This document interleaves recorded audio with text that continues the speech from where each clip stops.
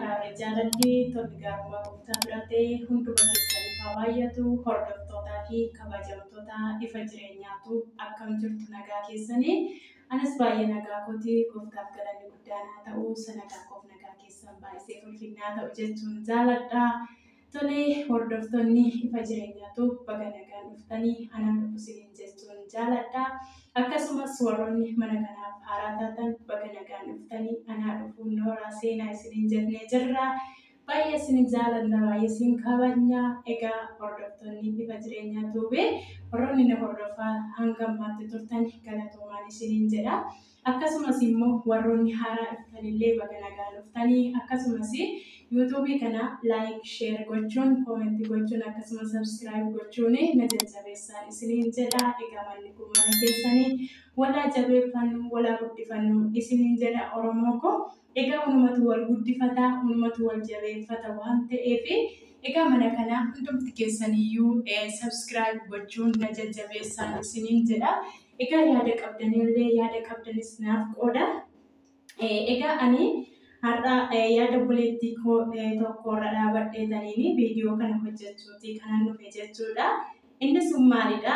Yeroo darbee rifeensi keenya yoo murame moo yoo muramuu baate gaariidha kan jedhu tokko hojjeteen ture.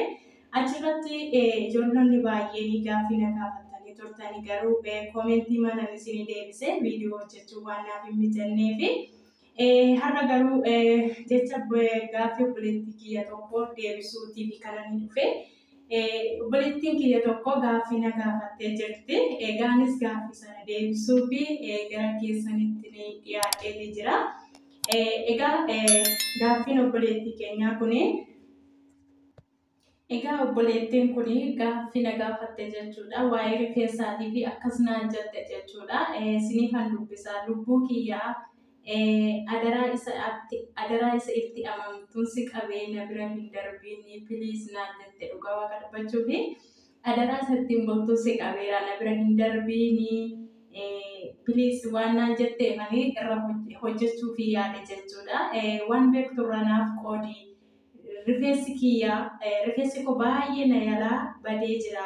Fuulduraan garmalee na jalaa ciccitee kana malees baay'ee wal caccaalaa jette. Rifeensi kiyyaa baay'ee waan wal caccaaleef jette. Anis immoo gaaffii ishii kanarra dhaabbadheetaniini deebisuu fi dhufe jechuudha. Kanaaf iyyuu rifeensi wal caccaalu yoo murame gaariidha jechuudha. Maaliif jennaan rifeensi karaa tokko dheeratee karaa tokko gabaabbatu gaariin ta'u yoo murame gaariidha. Anuma viidiyoo kanarratti rifeensi kiyyaa akkamitti akka mure isinitti agarsiisee jira. Buleettiin gaaffii asirratti na gaafatte kuni isarrattidha jechuudha. Yaadni isheen na gaafattee fi egaa rifeensi gaafa wal caccaalu hin bareedu jechuudha.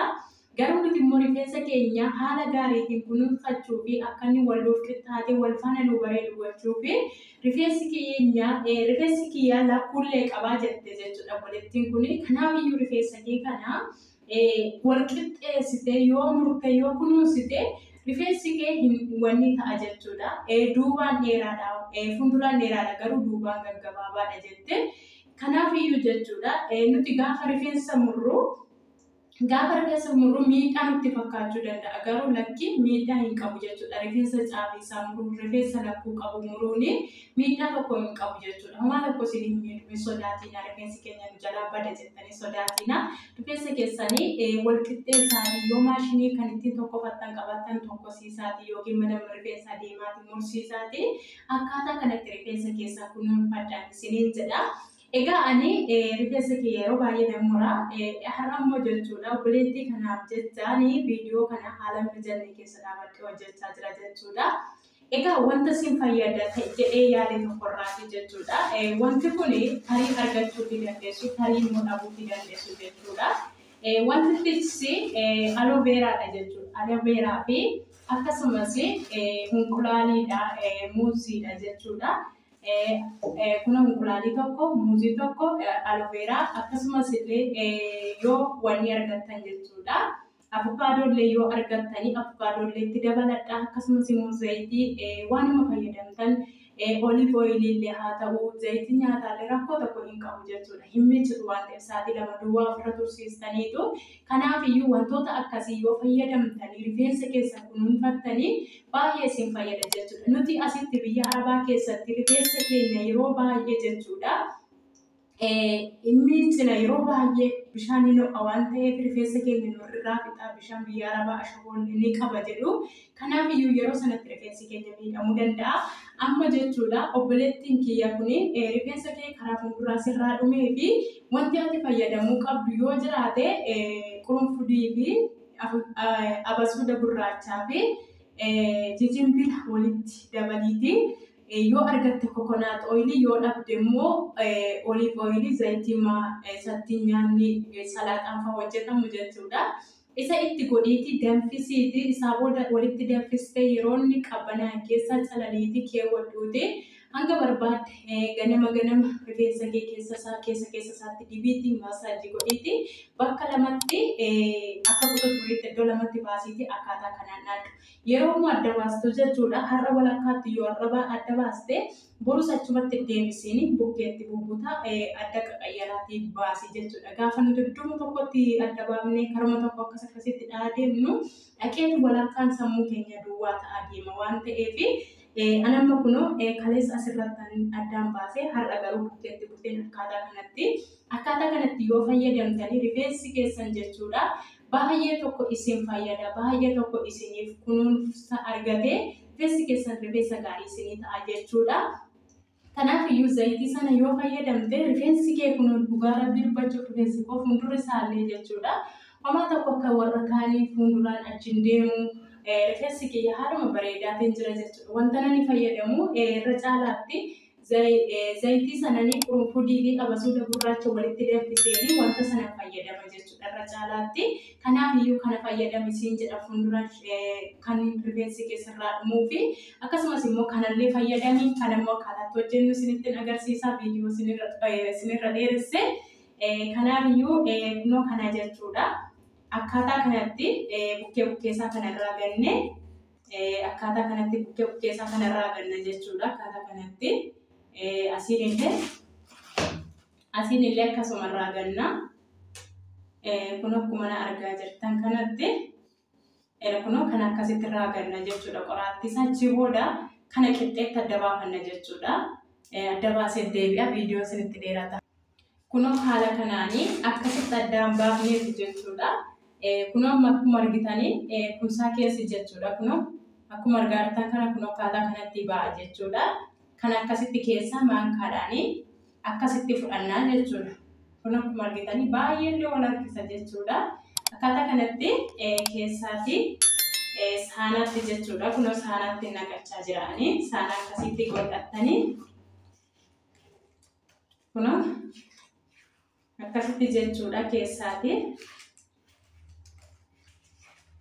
Baay'ee lallaafa jechuudha. Loofeeraanii rifeensa keenyaaf illee lallaafina godha. Kunoo jeeloo jechuudha. Baay'ee tokko baay'ee bareedaadha jechuudha rifeensaa fi kanaafiyyuu yeroo baay'ee iddoo hundatti argamu. Loofeeraanii yoo argattan bitachuullee dandeessu. Suuqii irrallee hin jira jechuudha. Kanaafiyyuu bitattanii itti fayyadamuus dandeessu. Yoo dhabdan immoo akkasitti toon taane jiidhaa isaa fireeshii isaa toon taane wanni isaatiin hin jira suuqirra jechuudha. Akka qibaatiitti kan gurguramu isaallee bitattanii itti fayyadamuu dandeessu jechuudha. Kunoo akkuma argitan kana asitti jechuudha saanaa keessatti keessaa naqadhee jira. Kunoo akkuma isin argitan baay'ee wal harkisa jechuudha. Kunoo akkasumas muuziillee ittiin dabala jechuudha. Muuziin baay'ee bishaataadha. Kunoo muuziillee kunoo haaluma bishaataa ta'e kanaanii asittiin dabaladha jechuudha.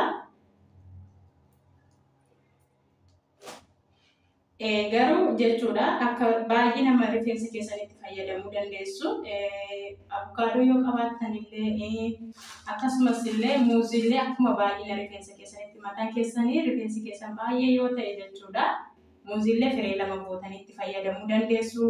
Avokaadoollee akkasuma akkaataa rifeensa keessanitti ilaaltanii fayyadamuu dandeessu. Inni kun rakkoo hin qabu. Kuno anamma sitti dabalee jira jechuudha. Muuziillee kuno akkuma argitanii qulaalillee itti dabale jechuudha. Kuno qulaalillee hunduma isaaniitti dabalee jechuudha. Kuno anuma argitaniini hunda isaallee walitti dabalee jira jechuudha. Saaboodha. Saaboodha akkaataatti fayyadamnu. Kuno maashina akkasiitiin jechuudha. Yoo argattan immoo maashina keessatti namni ittiin hojjetamu hojjetachuu dandeessu jechuudha. Fakkeenyaaf ani handaaka kana kuno sagalee isaa iliyyaa xumureen walitti deebina. Kuno akkuma argitan zayitii illee ittiin dabalaa jechuudha. Zayituuniidha kuni. Zayituunii illee ittiin dabaladha jechuudha. Akkuma rifeensi keessa isin ga'utti itti dabalattu isini.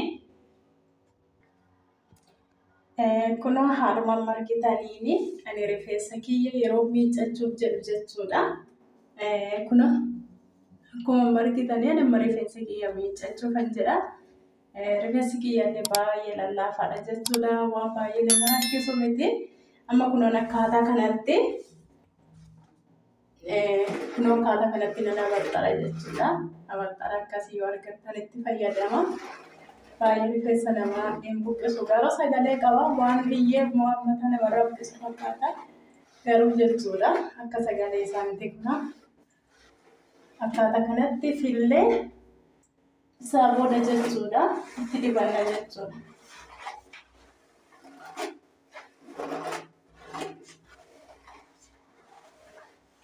Kuno akkuma argitanii rifeensi kiyya kana fakkaata. Kuno wanta ani qopheeffadhellee kun akkuma argitan waan inni bareedu bifa bareedaadhaan qopheeffadheera. Amma rifeensa kiyyatti dibadheeni isinitti argisiisa. Waliin geenya jechuudha. Kun akkaataa kana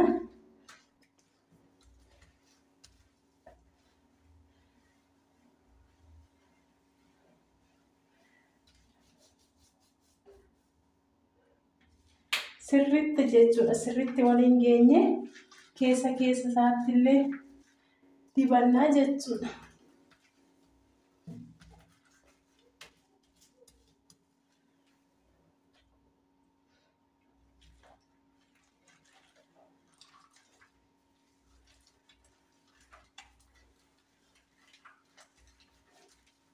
Waliin ga'etanii walitti deebina.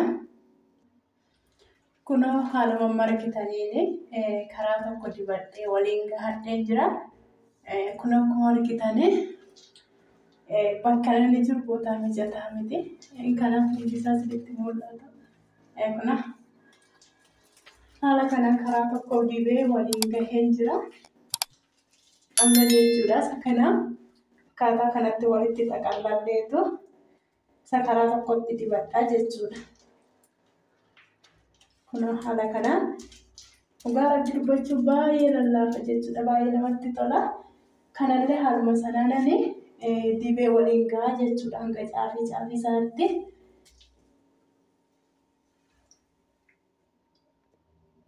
Kuno haaluma kanaan kanallee dibadhee waliin gahadheen jira.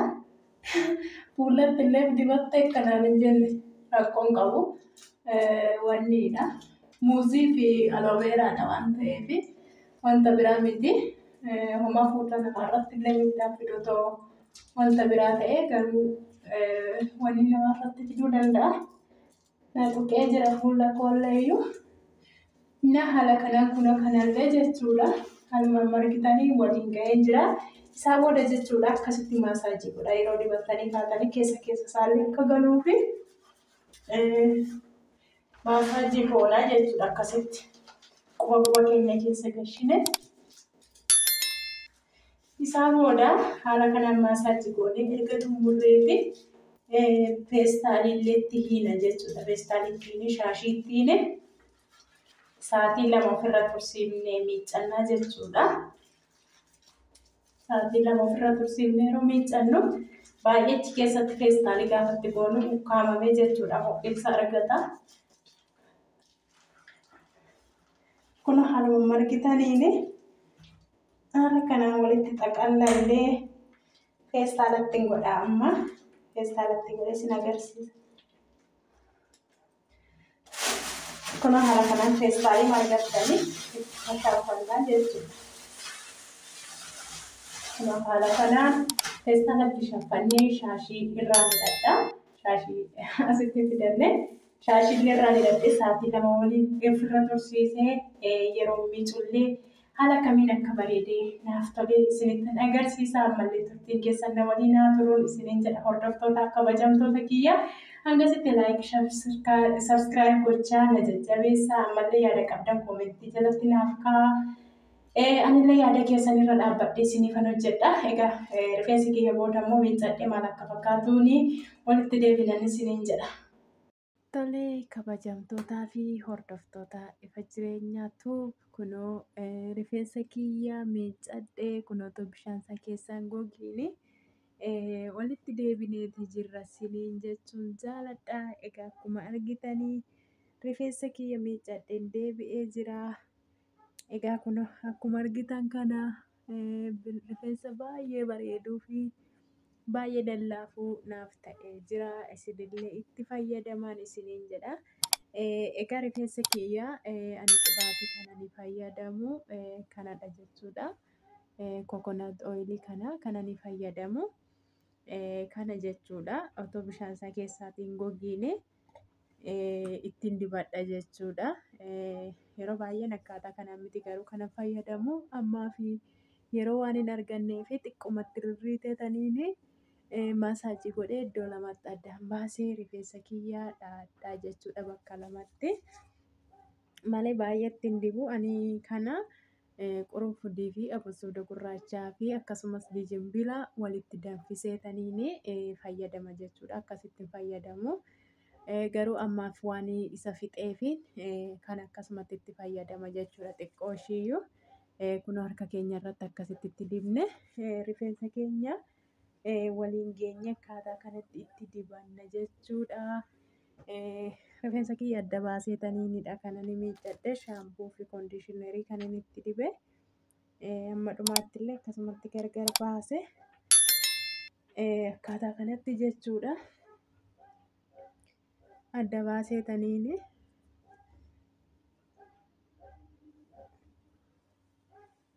isa kana asittan qabsiifadha.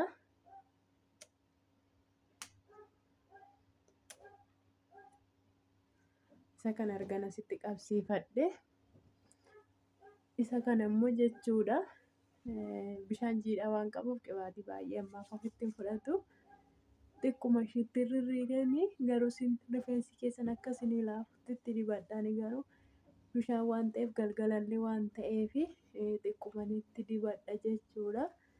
Kun akkuma argitan kana haala kanaan bishaan isaa keessaan gogiin kun akkuma argitan jiidhaadha jechuudha. Otoon gogii yoo itti dibne rifeensi keenya bareedaa ta'a jechuudha. Yoo gogee dhaqee wanni ta'e addallee nuuf filamu jechuudha. Kunoo haala kanaan nama na fila caafisaatti jechuudha.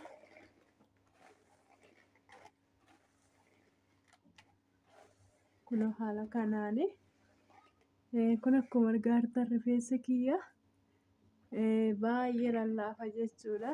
Bishaanillee waan qabuuf baay'ee lallaafa. Kun haala kanaan isa kana jechuudha.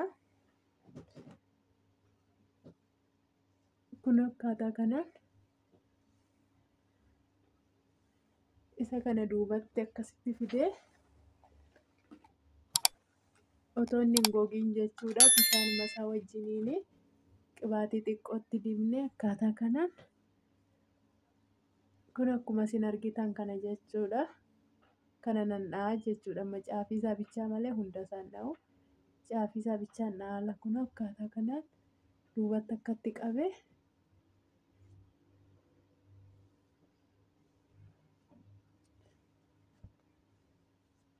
yeroo rifeensa keenya dhoofnu garmalee cimikkoonee dha'uu osoo hin taane lab goonee yoo dhoofne rifeensaaf gaariidha jechuudha. Inni cimmik godhanii dha'anii dhaqee mataan namaa achitti ni muddama jechuudha. Kun akkuma isin argitan kana haala kanaan lab godhee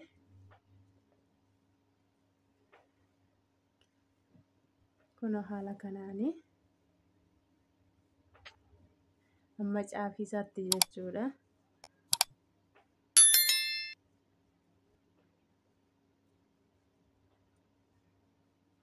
Akkas yoo gootanii rifeensi keessan jechuudha dhugaa waaqa dubbachuuf baay'ee tokko bareedaa isiniif ta'a. Rifeensi keessan yeroo baay'ee akkasitti hin ciisiina miiccattanii akkasumatti otoo qibaatii ittiin dibiin ittiin hin buliina. Ammas immoo miiccattanii kaatanii hiikaa masaatti qibaatii dibdanii akkasumatti shaashiitti hidhattanii illee rafiinaa kun haala kanaanii hanga caafii isaatti jechuudha. Akkaataa kanatti dhaadhaa rifeensi keessan kunuunfadhaa dhugaadha. Rifeensi keenya miidhagina keenya waan ta'eef rifeensa keenya haa kunuunfannuun isiniin jedha obboloottan koo. Kun akkuma argitan kana ani haala kanaan kun hanga caafii isaatti jechuudha. Dhaadhee jechuudha. Kanas illee akkasumaan waliin ga'een walitti deebina. Kunoo haaluma argitaniini rifeensa kiyya karaa lamaan isaallee dhaadhee waliin gahadheen jira. Kunoo haaluma argitaniin haala akkasitti bareeduuni kana fakkaata viidiyoon guyyaa har'aaf qabadhee dhufee rifeensa baay'ee bareeduu fi rifeensa miidhagaa godhachuu dandeenya jechuudha. Rifeensa keenya kun akkaataa kanaanii bakka lamatti kun caafii isaa bichaadha jechuudha. Asirraa kaasee bichaan dha'ee isinillee akkaataa kanatti kunuunfadhaa itti fayyadamaan isiniin jedha. Gaabboleetti kiyya gaaffiin kee sii deebi'eera jedheen abdii qaba. Egaa yeroo itti fayyadamnu immoo al tokkittiif duwwaa itti fayyadamne adda kunna osoo hin taane yoo nuu danda'ame torbe keessatti illee ala lama yoo fayyadamne rakkoon qabu. Yoon argannu ta'e immoo yoo haala mijataan arganne immoo torbe keessatti illee ala tokko itti fayyadamaan isiniin jedha. Fuula koollee vaaziliinii fayyadama jechuudha. Galgala ganamannaan ka'u saamnaadhaan ofirraa dhiqadha guyyaan aduun namatti ba'u. Nama gurraachessa waan ta'eef vaaziliiniin kanaafiyyuu haala kanaan itti fayyadamaan isiniin jedha. Egaa rifeensi kiyya dhugaa rabbi dubbachuuf baay'ee lallaafee baay'ee natti tolee jira. Isinillee itti fayyadamaa akka irraa fayyadamtanis abdiin qaba. Al tokko itti fayyadamtanii abdiin kutiina itti deddeebi'aa fayyadamaa jechuudha. Waan tokko al tokkoof faayidaa hin qabu al lamaafis faayidaa hin qabu. Yoo itti deddeebinee fayyadamne jechuudha miidhama otoo hin taane faayidaa irraa argachuu dandeenya waan ta'eef irra deddeebi'aa itti fayyadamaa ilaalaa isiniinan jedha. Egaa waan hanga yoonaatti na waliin turtaniif galatooma ulfaadhaan isiniin jedha. Yoo isinitti tolee subscribe, like, share gochuun na jajjabeessa. Yaada qabdan komentii jalatti naaf kaa'aa isiniin jedha. Hanga viidiyoo biraatiin walitti deebinutti turtii gaarii naaf qabaadhaa.